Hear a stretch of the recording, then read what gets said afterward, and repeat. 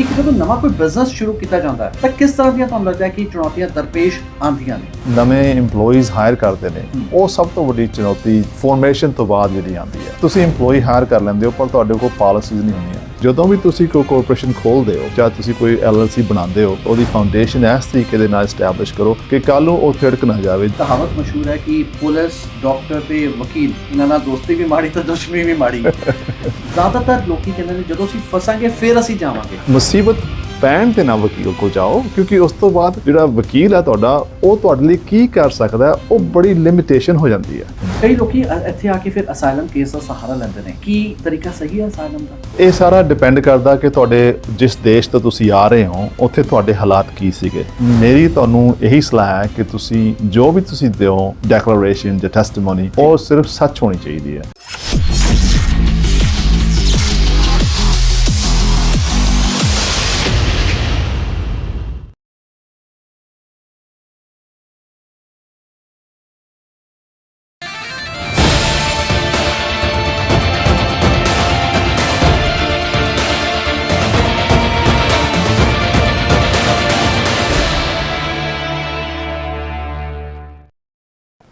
ਸਤਿ ਸ਼੍ਰੀ ਅਕਾਲ, ਨਮਸਕਾਰ, ਆਦਾਬ। ਮੈਂ ਹਾਂ Bhalinder Singh Galmani. Programme the big point ਵਿੱਚ ਇੱਕ ਵਾਰ ਫਿਰ ਤੁਹਾਡਾ ਸਵਾਗਤ ਹੈ।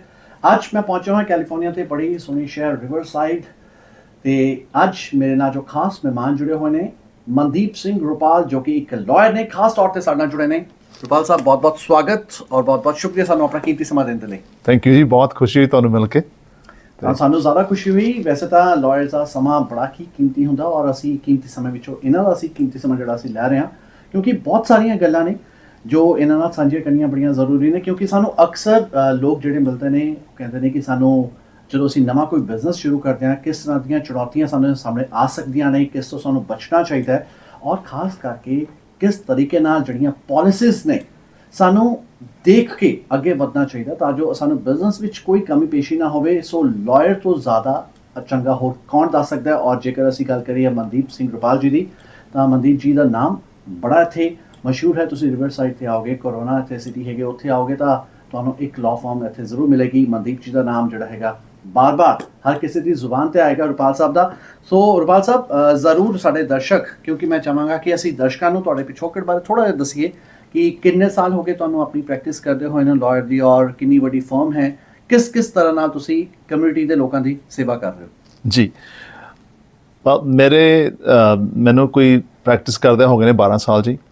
ਤੇ ਮੇਰੀ ਫਰਮ ਦੇ ਵਿੱਚ 3 ਮੈਂ ਵਕੀਲ ਰੱਖੇ ਹੋਏ ਨੇ ਤੇ ਮੇਰੇ ਕੋਲ ਕੋਈ 12 ਦੂਜੇ ਸਟਾਫ ਮੈਂਬਰ ਨੇ, ਸਪੋਰਟ ਸਟਾਫ ਨੇ ਜੀ।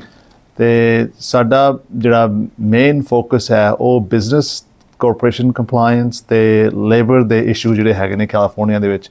ਜਦੋਂ ਵੀ ਆਪਣੇ ਬਿਜ਼ਨਸ ਓਨਰਸ ਜਿਹੜੇ EMPLOYEES ਹਾਇਰ ਕਰਦੇ ਨੇ, ਉਹਨਾਂ ਦੇ ਨਾਲ ਕਿੱਦਾਂ ਉਹਨਾਂ ਦੇ ਨਾਲ ਕਿੱਦਾਂ ਕੰਪਲਾਇੰਸ ਕਰਨੀ ਹੈ ਤੇ ਉਹਨਾਂ ਨੂੰ ਕਿਸ ਤਰੀਕੇ ਦੇ ਨਾਲ ਉਹਨਾਂ ਦੇ ਜਿਹੜੇ ਹੱਕ ਨੇ ਉਹਨਾਂ ਦੀ ਰਾਖੀ ਕਰਨੀ ਹੈ, ਉਹ ਅਸੀਂ ਉਹਨਾਂ ਨੂੰ ਸਿਖਾਉਂਦੇ ਹਾਂ। ਬਿਲਕੁਲ ਠੀਕ ਹੈ। ਪਰ ਜਦੋਂ ਵੀ ਕੋਈ ਵੀ ਸਾਡਾ ਜਿਹੜਾ ਮਿੱਤਰ ਹੈਗਾ ਉਹ ਆਪਣਾ ਬਿਜ਼ਨਸ ਸ਼ੁਰੂ ਕਰਨਾ ਚਾਹੁੰਦਾ, ਉਹਦੇ ਸਾਹਮਣੇ ਬਹੁਤ ਸਾਰੀਆਂ ਚੁਣੌਤੀਆਂ ਦਰਪੇਸ਼ ਹੁੰਦੀਆਂ ਨੇ। ਪਰ ਇੱਕ ਕਾਰਪੋਰੇਟ ਲਾਇਰ ਜਿਹੜਾ ਹੁੰਦਾ ਉਹਨੂੰ ਇੱਕ ਸਿੱਧੇ ਰਸਤੇ ਵੀ ਪਾ ਦਿੰਦਾ, ਪਰ ਕੁਝ ਲਾਇਰਸ ਹੁੰਦੇ ਨੇ ਜੋ ਉਹਨੂੰ ਸਿੱਧੇ ਰਸਤੇ ਨਹੀਂ ਬਲਕਿ ਪੁੱਠੇ ਰਸਤੇ ਪਾਉਂਦੇ ਨੇ। ਸੋ ਇਸ ਕਰਕੇ ਅਸੀਂ ਤੁਹਾਡੇ ਕੋਲ ਅੱਜ ਆਏ ਹਾਂ ਕਿ ਸਾਨੂੰ ਤੁਸੀਂ ਦੱਸੋ ਕਿ ਕਿਹੜਾ ਰਸਤਾ ਵਾਜਿਬ ਹੈ, ਕਿਸ ਰਸਤੇ ਤੇ ਚੱਲ ਕੇ ਜਿਹੜੀਆਂ ਨੇ ਇਲੀਗਲ ਤਰੀਕੇ ਨਾਲ ਜਿਹੜੀਆਂ ਇਹ ਸਾਡੇ ਤੋਂ ਕੋਈ ਗਲਤੀਆਂ ਨਾ ਹੋ ਜਾਣ, ਇਹ ਬੜਾ ਜ਼ਰੂਰੀ ਹੈਗਾ। ਕਿਉਂਕਿ ਪਹਿਲਾਂ ਹੀ ਆਪਣੇ ਆਪ ਨੂੰ ਚੰਗੇ ਤਰੀਕੇ ਨਾਲ ਸਮਝ ਲਓ, ਬਿਜ਼ਨਸ ਨੂੰ ਚੰਗੇ ਤਰੀਕੇ ਨਾਲ ਸਮਝ ਲਓ, ਪਾਲਿਸੀ ਦਾ ਪੂਰੀ ਚੰਗੀ ਤਰ੍ਹਾਂ ਨਾਲ ਪਾਲਣ ਕਰਕੇ ਹੀ ਅੱਗੇ ਵਧਣਾ ਚਾਹੀਦਾ ਹੈ। ਸੋ ਇੱਕ ਜਦੋਂ ਨਵਾਂ ਕੋਈ ਬਿਜ਼ਨਸ ਸ਼ੁਰੂ ਕੀਤਾ ਜਾਂਦਾ ਹੈ ਤਾਂ ਕਿਸ ਤਰ੍ਹਾਂ ਦੀਆਂ ਤੁਹਾਨੂੰ ਲੱਗਦਾ ਹੈ ਕਿ ਚੁਣੌਤੀਆਂ ਦਰਪੇਸ਼ ਆਉਂਦੀਆਂ ਨੇ? ਸੋ ਮੈਂ ਆਮ ਤੌਰ ਤੇ ਦੇਖਦਾ ਹਾਂ ਕਿ ਜਦੋਂ ਆਪਣੇ ਲੋਕ ਬਿਜ਼ਨਸ ਸ਼ੁਰੂ ਕਰਦੇ ਨੇ, ਸਭ ਤੋਂ ਪਹਿਲਾਂ ਉਹ ਜਾਂ ਤਾਂ LLC ਬਣਾਉਂਦੇ ਨੇ ਜਾਂ ਉਹ ਐਸ ਕਾਰਪੋਰੇਸ਼ਨ ਬਣਾਉਂਦੇ ਨੇ। ਤੇ ਆਮ ਤੌਰ ਤੇ ਕੋਈ ਕਿਸੇ ਅਕਾਊਂਟੈਂਟ ਕੋਲ ਜਾਂਦੇ ਨੇ ਜਾਂ ਇੰਟਰਨੈਟ ਤੇ ਦੇਖਦੇ ਨੇ। ਉਹਨਾਂ ਨੂੰ ਮਤਲਬ ਕਿ ਉਹ ਜਿਹੜੀ ਕਾਰਪੋਰੇਸ਼ਨ ਜਾਂ LLC ਬਣਾਉਣੀ ਹੈ ਬੜੀ ਸੌਖੀ ਹੈ, ਉਹ ਬੜਾ ਛੋਟਾ ਜਿਹਾ ਕੰਮ ਹੈ। ਪਰ ਜਦੋਂ ਤੁਸੀਂ ਉਹ ਬਣਾ ਲੈਂਦੇ ਹੋ ਤੇ ਉਹਨੂੰ ਜਿਹੜੀਆਂ ਉਹਦੀਆਂ ਫਾਰਮੈਲਿਟੀਜ਼ ਨੇ, ਉਹਨਾਂ ਦੇ ਜਿਹੜੇ ਕਾਨੂੰਨ ਨੇ, ਉਹਨਾਂ ਨੂੰ ਜਦੋਂ ਤੁਸੀਂ ਫਾਲੋ ਕਰਨਾ ਹੁੰਦਾ, ਉਹ ਸਭ ਤੋਂ ਔਖਾ ਕੰਮ ਹੈ। ਮੇਰੇ ਕੋਲ ਕਲਾਇੰਟ ਆਉਂਦੇ ਨੇ ਤੇ ਮੈਂ ਆਮ ਤੌਰ ਤੇ ਦੇਖਦਾ ਕਿ ਉਹਨਾਂ ਨੂੰ ਇਸ ਗੱਲ ਦੀ ਨੌਲੇਜ ਨਹੀਂ ਹੁੰਦੀ ਕਿ ਉਹ ਆਪਣੇ ਆਪ ਨੂੰ ਕਿੱਦਾਂ ਪ੍ਰੋਟੈਕਟ ਕਰ ਸਕਦੇ ਨੇ। ਤੇ ਫੋਰ ਐਗਜ਼ਾਮਪਲ ਉਹ ਕੀ ਕਰਦੇ ਨੇ, ਅਕਾਊਂਟ ਖੋਲ੍ਹ ਲਿਆ ਤੇ ਅਕਾਊਂਟ ਵਿੱਚ ਜਿਹੜੇ ਪੈਸੇ ਨੇ ਉਹ ਟ੍ਰਾਂਸਫਰ ਕਰਦੇ ਨੇ ਆਪਣੇ ਪਰਸਨਲ ਅਕਾਊਂਟ ਤੋਂ। ਜੀ। ਪਰ ਉਹਦਾ ਕੋਈ ਰੈਕਡ ਨਹੀਂ ਰੱਖਦੇ। ਜਿਵੇਂ ਤੁਹਾਡੀ ਜਿਹੜੀ ਕਾਰਪੋਰੇਸ਼ਨ ਹੈ, ਜੇ ਤੁਸੀਂ ਕਾਰਪੋਰੇਸ਼ਨ ਦੇ ਵਿੱਚ ਇਨਵੈਸਟਮੈਂਟ ਪਾ ਰਹੇ ਹੋ ਤਾਂ ਉਹ ਤੁਸੀਂ ਕਾਰਪੋਰੇਸ਼ਨ ਦੇ ਵਿੱਚ ਜਾਂ ਤੁਸੀਂ ਉਹ ਕਾਰਪੋਰੇਸ਼ਨ ਨੂੰ ਲੋਨ ਦੇ ਰਹੇ ਹੋ ਜਾਂ ਉਹ ਤੁਹਾਡੀ ਕੈਪੀਟਲ ਕੰਟਰੀਬਿਊਸ਼ਨ ਹੁੰਦੀ ਹੈ। ਪਰ ਜਦੋਂ ਮੈਂ ਦੇਖਦਾ ਉਹਨਾਂ ਦੇ ਰੈਕਡਸ, ਉਹਦਾ ਕੋਈ ਰੈਕਡ ਨਹੀਂ ਹੁੰਦਾ ਲੋਕਾਂ ਦੇ ਕੋਲ। ਸੋ ਸਭ ਤੋਂ ਵੱਡੀ ਗੱਲ ਤਾਂ ਇਹ ਹੈ ਕਿ ਜਦੋਂ ਵੀ ਤੁਸੀਂ ਕੋਈ ਕਾਰਪੋਰੇਸ਼ਨ ਖੋਲ੍ਹਦੇ ਹੋ ਜਾਂ ਤੁਸੀਂ ਕੋਈ LLC ਬਣਾਉਂਦੇ ਹੋ, ਤੁਹਾਨੂੰ ਚਾਹੀਦਾ ਹੈ ਕਿ ਤੁਸੀਂ ਕਿਸੇ ਵਕੀਲ ਦੇ ਨਾਲ ਸਲਾਹ ਕਰੋ ਤਾਂ ਕਿ ਤੁਸੀਂ ਜਿਹੜਾ ਉਹਦਾ ਫਿਊਚਰ ਹੈ ਉਹਨੂੰ ਇਸ ਤਰੀਕੇ ਦੇ ਨਾਲ, ਉਹਦੀ ਫਾਊਂਡੇਸ਼ਨ ਇਸ ਤਰੀਕੇ ਦੇ ਨਾਲ ਇਸਟੈਬਲਿਸ਼ ਕਰੋ ਕਿ ਕੱਲ੍ਹ ਨੂੰ ਉਹ ਥਿੜਕ ਨਾ ਜਾਵੇ। ਜਦ ਤੁਹਾਡੇ ਜਿਹੜੇ ਪਰਸਨਲ ਐਸੈਟ ਨੇ, ਤੁਸੀਂ ਮਿਹਨਤ ਕਰਕੇ ਘਰ ਬਣਾਏ ਨੇ ਜਾਂ ਕਾਰਾਂ ਬਣਾਈਆਂ ਨੇ, ਜੋ ਵੀ ਜ਼ਮੀਨ ਦਿੱਤੀ ਹੈ, ਉਹਦੇ 'ਤੇ ਆ ਕੇ ਕੋਈ ਦਬਕਾ ਨਾ ਕਰ ਲਏ, ਕੋਈ ਉਹਨੂੰ ਮਤਲਬ ਕਿ ਉਹਦੇ ਉੱਤੇ ਕੋਈ ਤੁਹਾਡੀ ਲੀਨ ਨਾ ਪਾ ਦੇਵੇ। ਸੋ ਤੁਹਾਨੂੰ ਇਹ ਚਾਹੀਦਾ ਕਿ ਤੁਸੀਂ ਸ਼ੁਰੂ ਤੋਂ ਹੀ ਜਿਹੜੀਆਂ ਉਹਦੀਆਂ ਫਾਰਮੈਲਿਟੀਜ਼ ਨੇ ਉਹਨਾਂ ਨੂੰ ਫਾਲੋ ਕਰੋ। ਬਿਲਕੁਲ ਠੀਕ ਹੈ। ਇੱਕ ਸ਼ਖਸ ਨੂੰ ਜੇਕਰ ਕੋਈ ਨਵਾਂ ਕੋਈ ਬਿਜ਼ਨਸ ਸ਼ੁਰੂ ਕਰਨਾ ਚਾਹੁੰਦਾ ਹੋ, ਕੀ ਉਸ ਨੂੰ ਡਾਇਰੈਕਟਲੀ ਕਾਰਪੋਰੇਸ਼ਨ ਬਣਾਉਣੀ ਚਾਹੀਦੀ ਹੈ ਜਾਂ ਪਹਿਲਾਂ LLC ਤੋਂ ਸ਼ੁਰੂ ਕਰਨਾ ਚਾਹੀਦਾ, ਸੋਲ ਪ੍ਰੋਪਰਾਈਟਰਸ਼ਿਪ ਤੋਂ ਸ਼ੁਰੂ ਕਰਨਾ ਚਾਹੀਦਾ? ਸੋ 3 ਤਰ੍ਹਾਂ ਦੀਆਂ ਕਾਰਪੋਰੇਸ਼ਨਸ, 3 ਤਰ੍ਹਾਂ ਦੇ ਤਰੀਕੇ ਨਾਲ ਤੁਸੀਂ ਬਿਜ਼ਨਸ ਸ਼ੁਰੂ ਕਰ ਸਕਦੇ ਹੋ। ਤੁਸੀਂ ਸੋਲ ਪ੍ਰੋਪਰਾਈਟਰ ਬਣ ਸਕਦੇ ਹੋ, ਕਹਿਣ ਤੋਂ ਭਾਵ ਹੈ ਕਿ ਤੁਸੀਂ ਕਾਰਪੋਰੇਸ਼ਨ ਨਹੀਂ ਬਣਾਈ, ਤੁਸੀਂ ਆਪਣੇ ਹੀ ਨਾਂ ਤੇ ਬਿਜ਼ਨਸ ਸ਼ੁਰੂ ਕੀਤਾ, ਪਰ ਤੁਸੀਂ ਉਹਦਾ ਨਾਂ ਜੋ ਮਰਜ਼ੀ ਰੱਖ ਸਕਦੇ ਹੋ। ਠੀਕ ਹੈ ਜੀ। ਤੇ ਉਹ ਤੁਸੀਂ ਕਰਦੇ ਹੋ, ਮਤਲਬ ਕਿ ਭਲਵਿੰਦਰ ਸਿੰਘ ਵਰਮਾਨੀ ਜਿਵੇਂ ਤੁਹਾਡਾ ਨਾਂ ਹੈਗਾ, ਕਿ doing business as tiger transport, right. ਔਰ ਤੁਸੀਂ LLC ਬਣਾ ਸਕਦੇ ਹੋ, ਲਿਮਿਟਡ ਲਾਇਬਿਲਿਟੀ ਕਾਰਪੋਰੇਸ਼ਨ। ਫਿਰ ਤੁਸੀਂ ਜਾਂ ਇੱਕ S ਕਾਰਪੋਰੇਸ਼ਨ ਬਣਾ ਸਕਦੇ ਹੋ। ਉਹਨਾਂ ਦੇ ਵਿੱਚ ਕੋਈ ਬਹੁਤਾ ਫਰਕ ਨਹੀਂ ਹੈਗਾ। ਫਰਕ ਸਿਰਫ ਇੰਨਾ ਹੈ ਕਿ ਉਹਨਾਂ ਨੂੰ ਡਿਫਰੈਂਟ ਫਾਰਮੈਲਿਟੀਜ਼ ਨੇ। ਠੀਕ ਹੈ ਜੀ। ਤੇ ਜੇ ਮੇਰੀ ਤੁਹਾਨੂੰ ਸਲਾਹ ਹੋਏਗੀ, ਜੇ ਤੁਸੀਂ ਜੇ ਤੁਸੀਂ ਬਿਜ਼ਨਸ ਸ਼ੁਰੂ ਕਰਨਾ ਹੈ, ਤੁਸੀਂ LLC ਬਣਾਓ ਜੀ। ਠੀਕ ਹੈ ਜੀ। ਤੇ LLC ਬਣਾਉਣ ਦੇ ਨਾਲ ਤੁਹਾਡਾ ਜਿਹੜਾ ਪਰਸਨਲ ਲਾਇਬਿਲਿਟੀ ਹੈ ਨਾ, ਉਹ ਤੁਹਾਡੀ ਲਿਮਿਟ ਹੋ ਜਾਂਦੀ ਹੈ। ਰਾਈਟ। ਹਾਂਜੀ। ਤੇ ਉਹ ਤੁਹਾਡੀ ਪ੍ਰੋਟੈਕਟ ਹੋ ਜਾਂਦੀ ਹੈ। ਤੇ ਕਦੋਂ LLC ਜਿਹੜੀ ਹੈ ਇੱਕ ਚੰਗੀ ਸ਼ੇਪ ਵਿੱਚ ਮੰਨੀ ਜਾ ਸਕਦੀ ਹੈ? ਉਸ ਅਕਾਊਂਟ 'ਚ ਕਿੰਨਾ ਪੈਸਾ ਹੋਣਾ ਚਾਹੀਦਾ ਜੋ ਤੁਹਾਨੂੰ ਲੱਗਦਾ ਕਿ ਹਾਂ ਇਹ ਪੈਸਾ ਇੱਥੇ ਤੱਕ ਪਹੁੰਚ ਗਿਆ, ਹੁਣ ਮੇਰਾ ਜਿਹੜਾ ਹੈ LLC ਸਕਸੈਸਫੁਲ ਹੈ?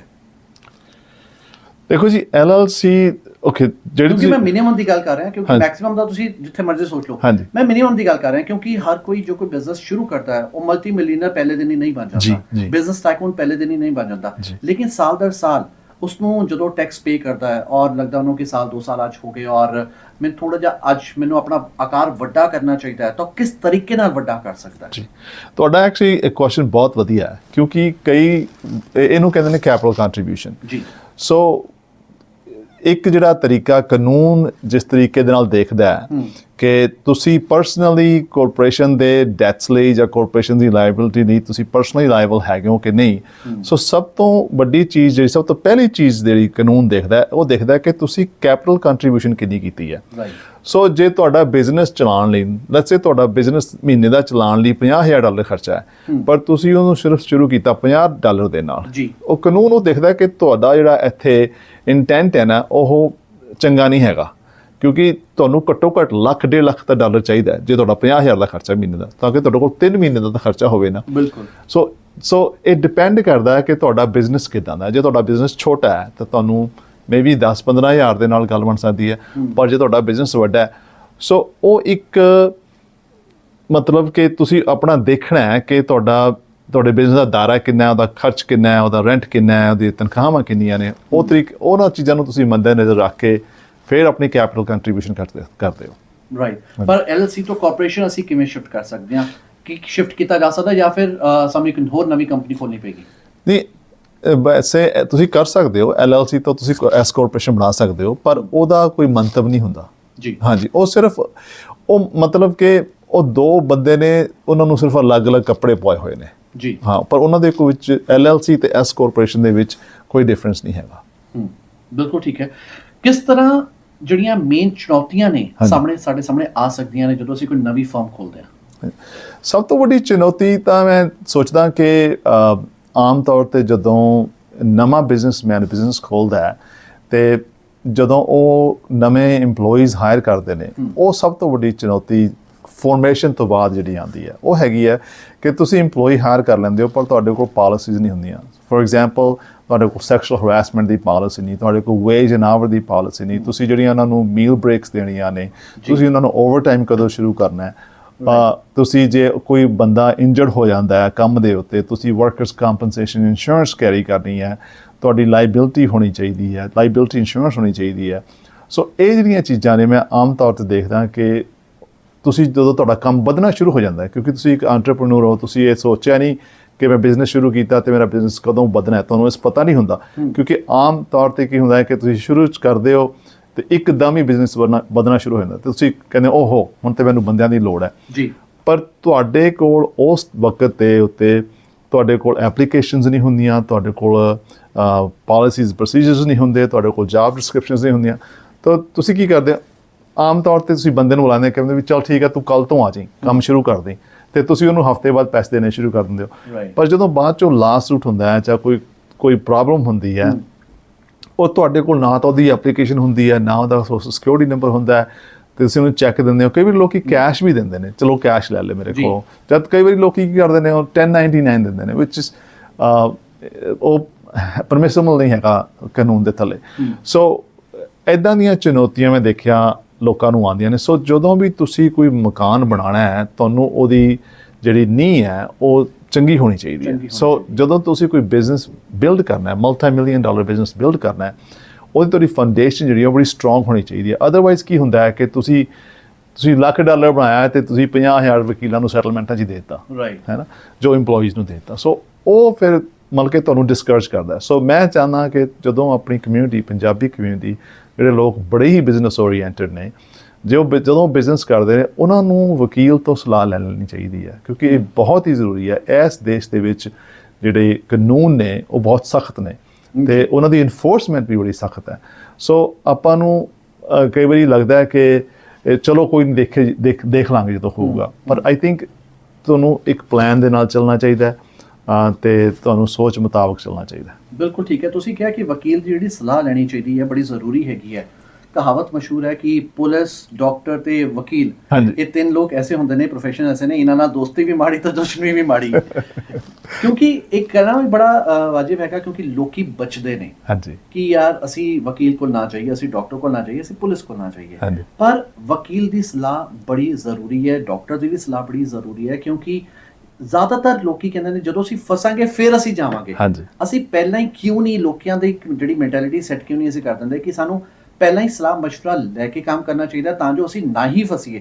ਲੋਕੀ ਇਹ ਸੋਚਦੇ ਨੇ ਅਸੀਂ ਫਸ ਜਾਵਾਂਗੇ ਤਾਂ ਅਸੀਂ ਲਾਇਰ ਜਾਂ ਡਾਕਟਰ ਕੋਲ ਜਾਵਾਂਗੇ। ਜੀ ਜੀ, ਇਹ ਤਾਂ ਤੁਸੀਂ ਗੱਲ ਬਹੁਤ ਵਧੀਆ ਕੀਤੀ ਭਾਜੀ। ਮੈਂ ਤੁਹਾਨੂੰ ਦੱਸਦਾ ਕਿ ਅੰਗਰੇਜ਼ੀ ਦੇ ਵਿੱਚ ਇੱਕ ਕਹਾਵਤ ਹੈ, an ounce of cure is better than a pound of an ounce of prevention is better than a pound of cure। ਬਿਲਕੁਲ ਠੀਕ ਹੈ, ਠੀਕ ਹੈ। ਸੋ ਉਹ ਕਹਿੰਦਾ ਵੀ ਬਚਾਅ, ਜਿਵੇਂ ਆਪਣੇ ਨਹੀਂ ਨਾ ਬਚਾਅ 'ਚ ਹੀ ਬਚਾਅ ਹੈ, ਬਚਾਅ 'ਚ ਹੀ ਬਚਾਅ ਹੈ ਨਾ। ਸੋ ਜਿਵੇਂ ਤੁਸੀਂ ਕਹਿ ਰਹੇ ਹੋ, ਬੜੀ ਵਧੀਆ ਗੱਲ ਕੀਤੀ ਕਿ ਤੁਸੀਂ ਮੁਸੀਬਤ ਪੈਣ 'ਤੇ ਨਾ ਵਕੀਲ ਕੋਲ ਜਾਓ, ਕਿਉਂਕਿ ਉਸ ਤੋਂ ਬਾਅਦ ਜਿਹੜਾ ਵਕੀਲ ਹੈ ਤੁਹਾਡਾ, ਉਹ ਤੁਹਾਡੇ ਲਈ ਕੀ ਕਰ ਸਕਦਾ, ਉਹ ਬੜੀ ਲਿਮਿਟੇਸ਼ਨ ਹੋ ਜਾਂਦੀ ਹੈ। ਕਿਉਂਕਿ ਮੁਸੀਬਤਾਂ ਕਈ ਵਾਰੀ ਐਸੀ ਵੀ ਆ ਜਾਂਦੀਆਂ ਕਿ ਵਕੀਲ ਵੀ ਫਿਰ ਤੁਹਾਨੂੰ ਨਹੀਂ ਬਚਾ ਪਾਉਂਦਾ। ਜੀ ਜੀ, ਇਹ ਬਹੁਤ ਵਧੀਆ ਗੱਲ ਤੁਸੀਂ ਮਤਲਬ ਕਿ ਸੋ ਇਸੇ ਲਈ ਆਪਾਂ ਇਹ ਗੱਲ ਕਰ ਰਹੇ ਹਾਂ, ਆਪਾਂ ਜਿੱਥੇ ਬੈਠੇ ਹਾਂ ਲੋਕਾਂ ਦੇ ਨਾਲ, ਆਪਣੇ ਦਰਸ਼ਕਾਂ ਦੇ ਨਾਲ ਇਹ ਸ਼ੇਅਰ ਕਰ ਰਹੇ ਹਾਂ ਕਿ ਤੁਸੀਂ ਪ੍ਰੋਐਕਟਿਵਲੀ ਤੁਸੀਂ ਵਕੀਲ ਨਾਲ ਸਲਾਹ ਕਰੋ। ਬੇਸ਼ੱਕ ਤੁਹਾਨੂੰ 2,000, 4,000, 5,000 ਜੋ ਵੀ ਫੀਸ ਦੇਣੀ ਪੈਂਦੀ ਹੈ। ਕਈ ਵਾਰੀ ਮੈਂ ਦੇਖਦਾ ਕਿ ਲੋਕੀ ਲੀਜ਼ ਸਾਈਨ ਕਰ ਲੈਂਦੇ ਨੇ, ਉਹਦੇ ਵਿੱਚ ਉਹ ਦੇਖਦੇ ਨਹੀਂ ਕੀ ਲਿਖਿਆ ਹੋਇਆ, ਉਹਨਾਂ ਨੇ ਸਟੋਰ ਦੀ ਲੀਜ਼ ਸਾਈਨ ਕਰ ਦਿੱਤੀ ਹੈ, ਅਤੇ ਜਦੋਂ ਉਹ ਨਿਕਲਣਾ ਚਾਹੁੰਦੇ ਨੇ ਲੀਨ ਦੇ ਵਿੱਚੋਂ ਜਾਂ ਬਿਜ਼ਨਸ ਨਹੀਂ ਚੱਲਦਾ, ਅਤੇ ਉਹ ਦੇਖਦੇ ਉਹ 3-3, 4-4 ਲੱਖ ਦੀ ਉਹਨਾਂ ਦੇ ਉੱਤੇ ਲਾਇਬਿਲਿਟੀ ਹੋ ਜਾਂਦੀ ਹੈ। ਪਰ ਜੇ ਉਹਨਾਂ ਨੇ ਕਦੇ ਵਕੀਲ ਨਾਲ ਪਹਿਲਾਂ ਸਲਾਹ ਕੀਤੀ ਹੋਵੇ, ਲੀਜ਼ ਪੜ੍ਹੀ ਹੋਵੇ, ਲੀਜ਼ ਦੇ ਵਿੱਚ ਕੁਛ ਪ੍ਰੋਵੀਜ਼ਨਸ ਇੱਦਾਂ ਦੀਆਂ ਪਾਈਆਂ ਹੋਣ ਕਿ ਉਹ ਤੁਹਾਨੂੰ ਬਚਾਅ ਹੋ ਜੇ, ਇਹ ਚੰਗੀ ਗੱਲ ਹੈ। ਉਹ ਮੈਂ ਦੇਖਦਾ ਕਿ ਕਈ ਵਾਰੀ 2,000 ਬਚਾਉਣ ਲਈ ਨਾ ਲੋਕੀ 3-3, 4-4 ਲੱਖ ਡਾਲਰ ਦਾ ਨੁਕਸਾਨ ਕਰ ਲੈਂਦੇ ਨੇ। ਸੋ ਇਸ ਲਈ ਸਲਾਹ ਲਵੋ ਵਕੀਲ ਤੋਂ, ਵਕੀਲ ਕੋਲ ਜਾਵੋ ਅਤੇ ਦੇਖੋ ਤੁਹਾਡੀਆਂ ਕੀ ਆਪਸ਼ਨਸ ਨੇ। ਬਿਲਕੁਲ ਠੀਕ ਹੈ। ਇਹ ਤਾਂ ਕਰ ਰਹੀ ਕਿਉਂਕਿ ਬਿਜ਼ਨਸ ਓਪਰਚੁਨਿਟੀਜ਼ ਸੀ, ਪਰ ਲੇਕਿਨ ਜਦੋਂ ਬਿਜ਼ਨਸ ਵੱਡਾ ਹੁੰਦਾ ਤਾਂ ਨੈਚੁਰਲੀ ਗੱਲ ਹੈ ਤੁਹਾਡੇ ਲਈ ਕੁਛ ਮੁਸੀਬਤਾਂ ਵੀ ਸ਼ੁਰੂ ਹੋ ਜਾਂਦੀਆਂ ਨੇ। ਉਸ ਬੜਾ ਤੁਸੀਂ ਚੰਗਾ ਕੀਤਾ ਕਿ ਪਹਿਲਾਂ ਹੀ ਸਲਾਹ ਲੈ ਕੇ ਕੰਮ ਸ਼ੁਰੂ ਕਰਨਾ ਚਾਹੇ। ਲੇਕਿਨ ਜਦੋਂ ਅਸੀਂ ਕੋਈ ਕੰਪਨੀ ਲਈ ਇੰਪਲੋਈ ਬੰਦਾ ਰੱਖਣਾ ਚਾਹੁੰਦਾ ਹੈ ਤਾਂ ਕਿਸ ਤਰ੍ਹਾਂ ਦੇ ਇੰਪਲੋਈ ਉਹਨਾਂ ਨੂੰ ਜ਼ਰੂਰਤ ਪੈਂਦੀ ਹੈ, ਕਿਉਂਕਿ ਸਾਡੀ ਕਮਿਊਨਿਟੀ ਵਿੱਚ ਜ਼ਿਆਦਾਤਰ ਲੋਕੀ ਬਾਹਰੋਂ ਵੀ ਮੰਗਵਾਏ ਜਾਂਦੇ ਨੇ। ਕੋਈ ਪਾਕਿਸਤਾਨ ਤੋਂ ਆ ਰਿਹਾ, ਕੋਈ ਬੰਗਲਾਦੇਸ਼ ਤੋਂ ਆ ਰਿਹਾ, ਕੋਈ ਭਾਰਤ ਤੋਂ ਆ ਰਿਹਾ, ਕੋਈ ਚਾਈਨਾ, ਜਾਪਾਨ ਤੋਂ ਵੀ ਕੋਈ ਬੰਦੇ ਹਾਇਰ ਕਰਦੇ ਨੇ ਆਪਣੀ ਕੰਪਨੀ ਦੇ ਲਈ। ਕਿਸ ਤਰੀਕੇ ਨਾਲ ਉਹਨਾਂ ਬੰਦਿਆਂ ਨੂੰ ਹਾਇਰ ਕਰਨ ਦਾ ਪ੍ਰੋਸੀਜਰ ਹੁੰਦਾ ਹੈ, ਇੱਕ ਸਹੀ ਤਰੀਕਾ ਕੀ ਹੈ? ਦੇਖੋ ਜੀ, ਦੋ ਚੀਜ਼ਾਂ ਨੇ। ਜੇ ਤਾਂ ਤੁਸੀਂ ਕਿਸੇ ਨੂੰ ਲੋਕਲੀ ਹਾਇਰ ਕਰ ਰਹੇ ਹੋ, ਆਬਵੀਅਸਲੀ ਉਹਨਾਂ ਦੇ ਕੋਲ ਇੰਪਲੋਇਮੈਂਟ ਆਥੋਰਾਈਜੇਸ਼ਨ ਹੋਣੀ ਚਾਹੀਦੀ ਹੈ, ਠੀਕ ਹੈ ਜੀ। ਤੇ ਕਈ ਵਾਰੀ ਤੁਸੀਂ ਹਾਇਰ ਕਰ ਲੈਂਦੇ ਹੋ ਜਿਹੜੇ ਲੋਕਾਂ ਕੋਲ ਇੰਪਲੋਇਮੈਂਟ ਆਥੋਰਾਈਜੇਸ਼ਨ ਨਹੀਂ ਹੈਗੀ, ਉਹਦੇ ਨਾਲ ਕੀ ਹੁੰਦਾ ਹੈ, ਇਮੀਗ੍ਰੇਸ਼ਨ ਤੁਹਾਨੂੰ ਫਾਈਨ ਕਰ ਸਕਦੀ ਹੈ ਤੇ ਤੁਹਾਡੇ ਬਿਜ਼ਨਸ ਨੂੰ, ਇੱਥੋਂ ਤੱਕ ਕਿ ਤੁਹਾਡੇ ਬਿਜ਼ਨਸ ਨੂੰ ਬੰਦ ਵੀ ਕਰ ਸਕਦੀ ਹੈ। ਰਾਈਟ। ਤੇ ਐਜ਼ ਫਾਰ ਐਜ਼ ਬਾਹਰੋਂ ਲੋਕਾਂ ਨੂੰ ਮੰਗਾਉਣ ਦਾ ਮਤਲਬ ਕਿ ਕੀ ਢੰਗ ਹੈ ਜਾਂ ਕਿੱਦਾਂ ਦੀਆਂ ਤੁਹਾਨੂੰ ਜਿਹੜੀਆਂ ਹੈਗੀਆਂ ਨੇ ਰਿਕੁਆਇਰਮੈਂਟਸ ਸੈਟਿਸਫਾਈ ਕਰਨ ਦੀ ਲੋੜ ਹੈ, ਉਹ ਡਿਪੈਂਡ ਕਰਦਾ ਹੈ ਕਿ ਤੁਸੀਂ ਕਿਸ ਤਰ੍ਹਾਂ ਦਾ ਵਰਕਰ ਉੱਥੋਂ ਮੰਗਾਉਣਾ ਚਾਹੁੰਦੇ ਹੋ। ਜਿਹੜੇ ਪੜ੍ਹੇ ਲਿਖੇ ਲੋਕ ਨੇ, ਉਹ ਜਿਵੇਂ H1 ਵੀਜ਼ਾ ਹੈਗਾ, ਉਹ ਲਾਟਰੀ ਹੈ, ਉਹ ਤੁਸੀਂ ਅਪਲਾਈ ਕਰਦੇ ਹੋ ਅਪ੍ਰੈਲ ਦੇ ਵਿੱਚ ਹਰ ਸਾਲ। ਉਹ 75 ਤੋਂ 80 ਹਜ਼ਾਰ ਵੀਜ਼ੇ ਇਸ਼ੂ ਹੁੰਦੇ ਨੇ ਜੀ, ਤੇ ਉਹ ਹਰ ਮੇਕਾ ਕੰਟਰੀ ਦਾ ਕੋਟਾ ਹੁੰਦਾ। ਹਾਂਜੀ, ਸੋ ਉਹ ਫਿਰ ਤੁਹਾਨੂੰ ਉਹਦੇ ਮੁਤਾਬਕ ਉਹ ਵੀਜ਼ਾ ਮਿਲਦਾ ਹੈ। ਹੋਰ ਵੀਜ਼ੇ ਵੀ ਹੈਗੇ ਨੇ, ਜਿਵੇਂ ਤੁਹਾਡਾ ਇੰਡੀਆ ਦੇ ਵਿੱਚ ਬਿਜ਼ਨਸ ਹੈ ਤੇ ਤੁਸੀਂ ਇੱਥੇ ਆ ਕੇ ਆਪਣਾ ਉਹਦੀ ਬ੍ਰਾਂਚ ਖੋਲ੍ਹਣਾ ਚਾਹੁੰਦੇ ਹੋ, ਤੁਸੀਂ ਉੱਥੋਂ ਆਪਣੀ ਮੈਨੇਜਮੈਂਟ ਨੂੰ ਲੈ ਕੇ ਆ ਸਕਦੇ ਹੋ, ਜੋ L1 L2 ਬਿਜ਼ਨਸ ਹੈਗੇ ਨੇ, ਠੀਕ ਹੈ ਨੇ। ਸੋ ਉਹਨਾਂ ਦੇ ਅਧੀਨ ਤੁਸੀਂ ਉਹਨਾਂ ਨੂੰ ਲੈ ਕੇ ਆ ਸਕਦੇ ਹੋ। ਤੇ ਜੇ ਕੋਈ ਇੱਥੇ ਹੈਗਾ ਬੰਦਾ, ਇੱਥੇ ਰਹਿੰਦਾ ਹੈ ਪਰ ਉਹ ਲੀਗਲੀ ਰਹਿ ਰਿਹਾ ਇੱਥੇ, ਜਾਂ ਉਹਦੀ ਐਂਟਰੀ ਇੱਥੇ ਲੀਗਲੀ ਹੋਈ ਸੀਗੀ, ਤੁਸੀਂ ਉਸ ਬੰਦੇ ਦੇ ਲਈ ਵੀ ਅਪਲਾਈ ਕਰ ਸਕਦੇ ਹੋ। ਉਹ ਤੁਹਾਨੂੰ ਥੋੜ੍ਹਾ ਪ੍ਰੋਸੈਸ ਕਰਨਾ ਪੈਂਦਾ ਹੈ, ਲੇਬਰ ਸਰਟੀਫਿਕੇਸ਼ਨ ਵਗੈਰਾ ਕਰਨੀ ਪੈਂਦੀ ਹੈ, ਠੀਕ ਹੈ ਜੀ। ਉਹ ਤੁਸੀਂ ਉਹਨਾਂ ਦੇ ਲਈ ਅਪਲਾਈ ਕਰ ਸਕਦੇ ਹੋ, ਪਰ ਇਹ ਹੋਵੇ ਕਿ ਉਸ ਬੰਦੇ ਦੀ ਜਿਹੜੀ ਐਂਟਰੀ ਹੈ ਇਸ ਕੰਟਰੀ ਦੇ ਵਿੱਚ, ਉਹ ਲੀਗਲੀ ਹੋਣੀ ਚਾਹੀਦੀ ਹੈ, ਤਾਂ ਕਿ ਸੋ ਤੇ ਕਈ ਤਰੀਕੇ ਨੇ। ਮੈਂ ਇਮੀਗ੍ਰੇਸ਼ਨ ਦੇ ਵਿੱਚ ਸਪੈਸ਼ਲਾਈਜ਼ ਨਹੀਂ ਕਰਦਾ, ਪਰ ਇਹ ਕੁਝ ਤਰੀਕੇ ਨੇ ਜਿਨ੍ਹਾਂ ਦੇ ਨਾਲ ਤੁਸੀਂ ਵਰਕਰਸ ਮੰਗਾ ਸਕਦੇ ਹੋ ਬਾਹਰੋਂ। ਜੀ ਬਿਲਕੁਲ, ਅਸੀਂ ਗੱਲਬਾਤ ਕੀਤੀ ਹੈਗੀ ਹੈ ਕਿ ਕਿਸ ਤਰ੍ਹਾਂ ਬਾਹਰੋਂ ਇੰਪਲੋਇਰ ਮੰਗਵਾਏ ਜਾ ਸਕਦੇ ਨੇ, ਇੰਪਲੋਈਜ਼ ਮੰਗਵਾਏ ਜਾ ਸਕਦੇ ਨੇ, ਜਾਂ ਫਿਰ ਕਿਸ ਤਰ੍ਹਾਂ ਇੱਕ ਬਿਜ਼ਨਸ ਨੂੰ ਨਵੀਆਂ ਚੁਣੌਤੀਆਂ ਦਰਪੇਸ਼ ਹੁੰਦੀਆਂ ਨੇ। ਬਿਜ਼ਨਸ ਜਦੋਂ ਸੈਟਲ ਹੋ ਜਾਂਦਾ ਹੈ ਜੀ, ਤਾਂ ਬੰਦਿਆਂ ਨੂੰ ਥੋੜ੍ਹਾ ਜਿਹਾ ਇਹ ਵੀ ਮਲਾਲ ਹੋਣਾ ਸ਼ੁਰੂ ਹੋ ਜਾਂਦਾ ਕਿ ਜਿਹੜਾ ਅਸੀਂ ਪੈਸਾ ਕਮਾਇਆ ਉਸ ਨੂੰ ਅਸੀਂ ਹੁਣ ਸੰਭਾਲੀਏ, ਔਰ ਸਾਡੇ ਜਾਣ ਤੋਂ ਬਾਅਦ ਇਹਦਾ ਰਖਵਾਲਾ ਕੌਣ ਹੋਏਗਾ? ਸਾਡੇ ਬੱਚੇ ਹੋਣਗੇ, ਸਾਡੇ ਜਿਹੜੇ ਟਰਸਟਵਰਦੀ ਨੇ ਉਹ ਹੋਣਗੇ। ਤਾਂ ਕਿਸ ਤਰ੍ਹਾਂ ਉਸ ਪੈਸੇ ਨੂੰ ਸੰਭਾਲਿਆ ਜਾ ਸਕਦਾ ਹੈ? ਕਿਸ ਦੇ ਨਾਮ ਤੇ ਪੈਸਾ ਕੀਤਾ ਜਾ ਸਕਦਾ ਹੈ? ਕਿ ਵਿਲ ਵਧੀਆ ਹੈਗੀ ਹੈ, ਵਿਲ ਵਿੱਚ ਲਿਖਣਾ ਬਹੁਤ ਅੱਛਾ ਹੈ, ਜਾਂ ਫਿਰ ਇੱਕ ਟਰਸਟ ਬਣਾ ਲੈਣਾ ਬਹੁਤ ਵਧੀਆ ਹੈਗਾ? ਤੁਸੀਂ ਕੀ ਸਲਾਹ ਦੇਣਾ ਚਾਹੋਗੇ? ਦੇਖੋ, ਮੇਰੀ ਸਲਾਹ ਹੈ ਕਿ ਹਰ ਇੱਕ ਕੀ ਹੋਰ ਤਰੀਕੇ ਹੋ ਸਕਦੇ ਨੇ ਜੀ। ਸੋ ਮੇਰੀ ਸਲਾਹ ਹੈ ਕਿ ਹਰ ਇੱਕ ਇਨਸਾਨ ਦਾ ਇੱਕ ਟਰਸਟ ਹੋਣਾ ਚਾਹੀਦਾ, ਤਾਂ ਕਿ ਤੁਹਾਡੇ ਜਾਣ ਤੋਂ ਬਾਅਦ ਤੁਹਾਡੇ ਬੱਚਿਆਂ ਦਾ, ਜਾਂ ਤੁਹਾਡੇ ਹਸਬੈਂਡ ਦਾ, ਜਾਂ ਤੁਹਾਡੀ ਵਾਈਫ ਦਾ ਜੋ ਉਹਨਾਂ ਦਾ ਸਹੀ ਤੇ ਹੱਕ ਬਣਦਾ ਉਹਨਾਂ ਨੂੰ ਮਿਲਣਾ ਚਾਹੀਦਾ। ਤੇ ਤੁਸੀਂ ਜਾਣ ਤੋਂ ਪਹਿਲਾਂ ਇਹ ਤੁਹਾਨੂੰ ਦੱਸ ਕੇ ਜਾਣਾ ਚਾਹੀਦਾ ਹੈ ਕਿ ਇਹ ਚੀਜ਼ਾਂ ਐਸ ਬੰਦੇ ਨੂੰ ਮਿਲਣੀਆਂ ਚਾਹੀਦੀਆਂ ਨੇ। ਸੋ ਜੀ, ਤੇ 3 ਤਰੀਕੇ ਨੇ ਜਿਹਦੇ ਨਾਲ ਤੁਹਾਡੇ ਮਰਨ ਤੋਂ ਬਾਅਦ ਜਿਹੜੀ ਤੁਹਾਡੀ ਪ੍ਰਾਪਰਟੀ ਉਹ ਡਿਸਟ੍ਰੀਬਿਊਟ ਹੁੰਦੀ ਹੈ। ਸੋ ਇੱਕ ਤਾਂ ਹੈਗਾ ਜੀ ਇਨਟੈਸਟੇਟ, ਜਦੋਂ ਕੋਈ ਬੰਦਾ ਮਰ ਜਾਂਦਾ ਹੈ ਪਰ ਉਹਦੇ ਨਾ ਵਿਲ ਹੁੰਦੀ ਹੈ ਤੇ ਨਾ ਟਰਸਟ ਹੁੰਦਾ ਹੈ, ਠੀਕ ਹੈ ਜੀ।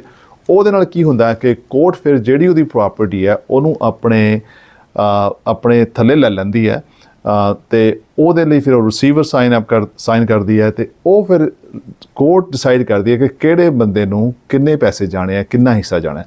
ਸੋ ਵਾਈਫ ਨੂੰ ਤੇ ਬੱਚਿਆਂ ਨੂੰ, ਜੇ ਬੱਚੇ ਨਹੀਂ ਹੈਗੇ ਤੇ ਨੈਫਿਊਜ਼ ਨੂੰ ਤੇ ਨੀਸਿਸ ਨੂੰ, ਜਾਂ ਭਰਾਵਾਂ ਨੂੰ, ਹੈ ਨਾ, ਉਹ ਸਾਰਾ ਕੋਰਟ ਡਿਸਾਈਡ ਕਰਦੀ ਹੈ। ਜਦੋਂ ਇਨਸਾਨ ਵਿਲ ਛੱਡ ਕੇ ਜਾਂਦਾ ਹੈ, ਉਹ ਵਿਲ ਜਿਹੜੀ ਹੈ ਉਹ ਵੀ ਸਾਨੂੰ ਕੋਰਟ ਨੂੰ ਦੇਣੀ ਪੈਂਦੀ ਹੈ, ਤੇ ਉਹਨੂੰ ਪ੍ਰੋਬੇਟ ਕਹਿੰਦੇ ਨੇ, ਠੀਕ ਹੈ। ਉਹ ਪ੍ਰੋਬੇਟ ਤੇ ਜਾ ਕੇ ਉਹ ਫਿਰ ਜੱਜ ਡਿਸਾਈਡ ਕਰਦਾ ਹੈ ਕਿ ਇਹ ਜਿਹੜੀ ਵਿਲ ਬਣੀ ਹੋਈ ਹੈ ਇਹ ਫੇਕ ਤਾਂ ਨਹੀਂ ਹੈਗੀ, ਇਹ ਵੈਲਿਡ ਹੈ, ਜਿਹੜੇ ਲੋਕਾਂ ਨੇ ਇਹਨਾਂ ਨੂੰ ਅਟੈਸਟ ਕੀਤਾ ਉਹ ਚੰਗੇ ਵਿਟਨੈਸ ਸੀਗੇ ਕਿ ਨਹੀਂ, ਕਿਸੇ ਨੂੰ ਕੋਈ ਇਤਰਾਜ਼ ਤਾਂ ਨਹੀਂ। ਉਹ ਵੀ ਜਿਹੜਾ ਪ੍ਰੋਸੈਸ ਹੈ ਕੋਈ ਸਾਲ 1.5 ਸਾਲ ਦਾ ਪ੍ਰੋਸੈਸ, ਉਹ ਕੋਰਟ 'ਚ ਫਸਿਆ ਰਹਿੰਦਾ ਹੈ, ਠੀਕ ਹੈ। ਸੋ ਤੁਹਾਡੇ ਬੱਚਿਆਂ ਨੂੰ ਜਾਂ ਤੁਹਾਡੀ ਬੀਵੀ ਨੂੰ ਉਹ ਵਕੀਲਾਂ ਦੀਆਂ ਫੀਸਾਂ ਤੇ ਉਹ ਬੜਾ ਖਰਚਾ ਹੋ ਜਾਂਦਾ ਹੈ, ਠੀਕ ਹੈ। ਤੇ ਲੜਾਈਆਂ ਵੀ ਹੁੰਦੀਆਂ ਨੇ ਆਪਸ ਵਿੱਚ ਪਰਿਵਾਰ ਦੀਆਂ, ਕਿਸੇ ਨੂੰ, ਹਾਂਜੀ, ਬੜੀਆਂ ਮੈਂ ਦੇਖਿਆ ਲੋਕੀ ਲੱਖਾਂ ਡਾਲਰ ਖਰਚਦੇ ਨੇ ਵਕੀਲਾਂ ਦੇ ਉੱਤੇ ਪ੍ਰਾਪਰਟੀ ਨੂੰ ਡਿਸਟ੍ਰੀਬਿਊਟ ਕਰਨ ਲਈ, ਠੀਕ ਹੈ ਜੀ। ਪਰ ਜਿਹੜਾ ਸਭ ਤੋਂ ਵਧੀਆ ਤਰੀਕਾ ਉਹ ਹੈਗਾ ਜੀ ਟਰਸਟ। ਜਦੋਂ ਤੁਸੀਂ ਕੋਈ ਪ੍ਰਾਪਰਟੀ ਟਰਸਟ ਦੇ ਵਿੱਚ ਪਾ ਦਿੱਤੀ ਨਾ, ਉਹ ਫਿਰ ਉਹ ਪ੍ਰਾਪਰਟੀ ਦਾ ਕੀ ਬਣਨਾ ਬਾਅਦ ਚੋਂ, ਉਹ ਤੁਸੀਂ ਆਲਰੇਡੀ ਇੰਸਟਰਕਸ਼ਨ ਦੇ ਦਿੱਤੀਆਂ ਨੇ ਟਰਸਟ ਦੇ ਵਿੱਚ। ਉਹ ਜਿਹੜੀਆਂ ਇੰਸਟਰਕਸ਼ਨਸ ਨੇ ਉਹ ਫਾਈਨਲ ਇੰਸਟਰਕਸ਼ਨਸ ਨੇ, ਉਹਨਾਂ ਨੂੰ ਕੋਰਟ ਵੀ ਚੈਲੰਜ ਨਹੀਂ ਕਰਦੀ, ਠੀਕ ਹੈ। ਸੋ ਇਸ ਲਈ ਦੇ ਖਰਚੇ ਤੋਂ ਬਚ ਜਾਂਦੇ ਹੋ, ਔਰ ਉਹਨਾਂ ਦੇ ਜਿਹੜੇ ਗੇੜੇ ਨੇ ਉਸ ਚੋਂ ਵੀ ਬਚ ਜਾਂਦੇ ਜੀ, ਬਿਲਕੁਲ। ਤੇ ਤੁਹਾਡੇ ਜਿਹੜੇ ਪਿੱਛੇ ਲੋਕੀ ਰਹਿ ਗਏ ਨੇ ਉਹਨਾਂ ਦੀ ਲਾਈਫ ਤੁਸੀਂ ਈਜ਼ੀ ਕਰਕੇ ਜਾਂਦੇ ਹੋ, ਠੀਕ ਹੈ, ਜੋ ਕਿ ਇੱਕ ਬਹੁਤ ਹੀ ਵਧੀਆ ਮੰਤਵ ਹੈ ਕਿਉਂਕਿ ਜਦੋਂ ਤੁਸੀਂ ਚਲੇ ਗਏ ਲੋਕਾਂ ਨੇ ਪਹਿਲੀ ਗੱਲ ਤਾਂ ਤੁਹਾਡੇ ਦੁੱਖ ਦੇ ਵਿੱਚ ਜੀਣਾ ਹੈ, ਤੁਹਾਨੂੰ ਮਿਸ ਕਰਨਾ ਉਹਨਾਂ ਨੇ, ਠੀਕ ਹੈ, ਉਹਨਾਂ ਦੀ ਜਿਹੜੀ ਐਬਸੈਂਸ ਜਿਹੜੀ ਹੈ ਉਹ ਉਹਨਾਂ ਨੇ ਫੀਲ ਕਰਨੀ ਹੈ, ਤੇ ਉਸ ਤੋਂ ਬਾਅਦ ਉਹਨਾਂ ਨੂੰ ਕੋਰਟਾਂ ਕਚਹਿਰੀਆਂ ਦੇ ਚੱਕਰਾਂ 'ਚ ਪੈਣਾ ਪੈਂਦਾ।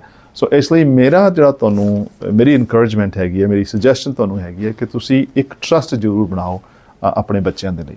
ਬਿਲਕੁਲ ਠੀਕ ਗੱਲ ਹੈਗੀ ਹੈ। ਸੋ ਮੈਂ ਚਾਹਾਂਗਾ ਕਿ ਅਸੀਂ ਥੋੜਾ ਜਿਹਾ ਇਮੀਗ੍ਰੇਸ਼ਨ ਵਾਲੇ ਪਾਸੇ ਵੀ ਆਈਏ, ਕਿਉਂਕਿ ਇਮੀਗ੍ਰੇਸ਼ਨ ਨਾਲ ਸੰਬੰਧੀ ਬਹੁਤ ਸਾਰੇ ਜਿਹੜੇ ਸਵਾਲ ਨੇ ਸਾਡੇ ਦਰਸ਼ਕ ਹਮੇਸ਼ਾ ਸਾਡੇ ਤੋਂ ਪੁੱਛਦੇ ਰਹਿੰਦੇ ਨੇ ਕਿ ਜਦੋਂ ਵੀ ਤੁਸੀਂ ਕਿਸੇ ਲਾਇਰ ਕੋਲ ਜਾਓਗੇ ਤਾਂ ਇਮੀਗ੍ਰੇਸ਼ਨ ਸੰਬੰਧੀ ਸਵਾਲ ਜ਼ਰੂਰ ਕਰੋ। ਕੋਈ ਅਗਰ ਵੈਸੇ ਤਾਂ ਅੱਜ ਜਿਹੜਾ ਨੌਜਵਾਨ ਹੈਗਾ, ਕਿਉਂਕਿ ਬਿਜ਼ਨਸ ਟਾਈਕੂਨਸ ਨੂੰ ਦੇਖਦਾ ਇੱਥੇ ਕਿ ਬਹੁਤ ਘੱਟ ਪੈਸੇ 'ਚ ਆਏ ਸੀਗੇ, ਉਹ $500 ਸੀਗੇ, ਅੱਜ ਉਹਨਾਂ ਕੋਲ 50 ਮਿਲੀਅਨ $500 ਮਿਲੀਅਨ ਅੱਜ ਉਹਨਾਂ ਨੇ ਕਮਾਏ ਹੋਏ, ਤੇ ਅਸੀਂ ਬਸ ਪਿੱਛੇ ਰਹਿ ਗਏ ਹਾਂ ਜੀ। ਸਾਡੇ ਭਾਰਤ ਦੇ ਜਿਹੜੇ ਨੌਜਵਾਨ ਨੇ ਲੀਗਲ ਜਾਂ ਇਲੀਗਲ ਤਰੀਕੇ ਨਾਲ ਬਾਰਡਰ ਕ੍ਰਾਸ ਕਰਕੇ ਵੀ ਡੌਂਕੀ ਤਰੀਕੇ ਨਾਲ ਵੀ ਇੱਥੇ ਆਉਣਾ ਚਾਹੁੰਦੇ ਨੇ ਜੀ, ਤੇ ਇੱਥੇ ਆ ਕੇ ਆਪਣੀ ਲਾਈਫ ਨੂੰ ਇੱਕ ਵਧੀਆ ਕਰਨਾ ਚਾਹੁੰਦੇ, ਕਿਉਂਕਿ ਕਿਤੇ ਨਾ ਕਿਤੇ ਡਾਲਰ ਪਾਉਂਡ ਦੀ ਜਿਹੜੀ ਚਮਕ ਹੈਗੀ ਹੈ ਉਹਨਾਂ ਨੂੰ ਬੜੀ ਆਕਰਸ਼ਕ ਲੱਗਦੀ ਹੈ। ਠੀਕ ਹੈ ਜੀ, ਕੀ ਸਲਾਹ ਦੇਣਾ ਚਾਹੋਗੇ ਕਿ ਵਾਕਈ 40-50 ਲੱਖ ਰੁਪਏ ਖਰਚ ਕਰਕੇ ਜਦੋਂ ਇੱਥੇ ਆਉਂਦੇ ਨੇ ਕਿ ਡਾਲਰ ਕਮਾਣੇ ਕਾਫੀ ਸੌਖੇ ਨੇ ਇੱਥੇ, ਕਿ ਲਾਈਫ ਸੈਟਲ ਕਰਨੀ ਬਹੁਤ ਸੌਖੀ ਹੈ? ਜੀ, ਇਹ ਤੁਹਾਡਾ ਕੁਐਸਚਨ ਬੜਾ ਮੇਰੇ ਲਈ ਥੋੜਾ ਮੁਸ਼ਕਿਲ ਹੈ ਜਵਾਬ ਦੇਣਾ, ਕਿਉਂਕਿ ਮੈਂ ਵੀ ਇੱਥੇ $50 ਲੈ ਕੇ ਆਇਆ ਸੀਗਾ, ਤੇ ਮੈਂ ਵੀ ਦੂਜੇ ਤਰੀਕੇ ਨਾਲ ਹੀ ਆਇਆ ਸੀਗਾ ਜੀ, ਠੀਕ ਹੈ ਜੀ।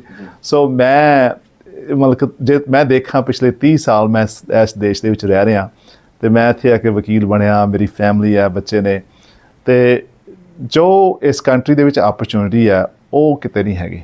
ਹਾਂਜੀ, ਸੋ ਕੀ ਮੈਂ ਨੌਜਵਾਨਾਂ ਨੂੰ ਇਨਕਰੇਜ ਕਰਾਂਗਾ ਕਿ ਇੱਥੇ ਆਓ 2 ਨੰਬਰ ਦੇ ਵਿੱਚ, ਜਾਂ ਜੋ ਵੀ ਤਰੀਕਾ ਤੁਹਾਨੂੰ ਮਿਲਦਾ।